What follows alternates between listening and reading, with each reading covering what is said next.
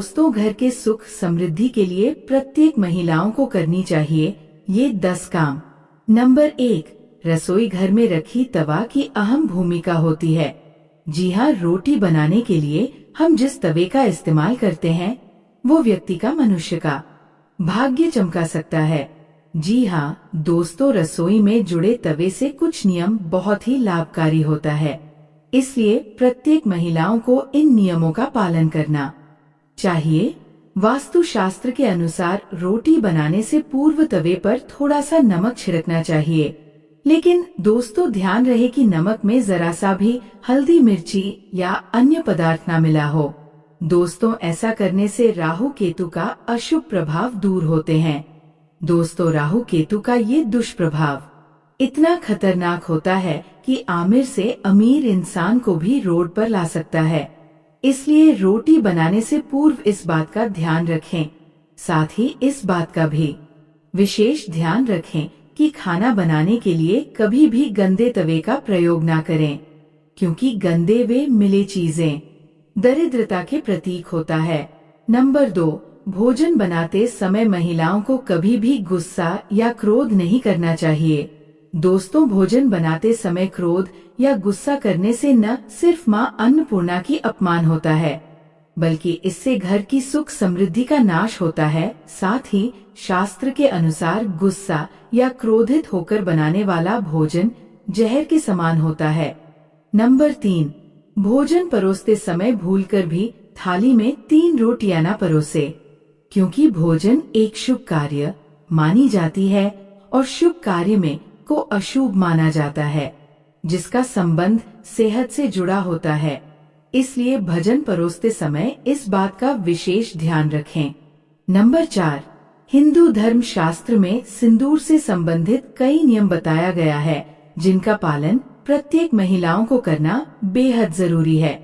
दोस्तों, अगर इन नियमों का सही तरीके से पालन नहीं किया जाए तो इससे जीवन में सकारात्मक प्रभाव पड़ता है, क्योंकि सिंदूर को सौभाग्य और शुभता का प्रतीक माना जाता है। सिंदूर को कभी भी टूटे फूटे डिब्बे पर नहीं रखना चाहिए और न ही सिंदूर को खुला रखना चाहिए, इससे घर में दरिद्रता छाने लगती है। वास्तुशास्त्र के अनुसार महिलाओं को हमेशा दाहिने हाथ से सिंदूर लगाना उत्तम माना गया है। जो महिला बाएं हाथ से सिंदूर लगाती है उनके घर परिवार में नकारात्मक प्रभाव पड़ता है। दोस्तों, यदि सिंदूर गलती से जमीन पर गिर जाता है तो उसे तुरंत साफ कर गंगाजल छिड़ककर उसे स्थान को शुद्ध कर ले।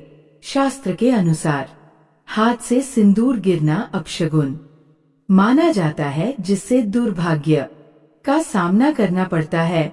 नंबर 5, सुख सौभाग्य की कामना रखने वाली महिलाओं को घर के मुख्य द्वार पर मांगलिक चिन्ह या रंगोली बनाना चाहिए।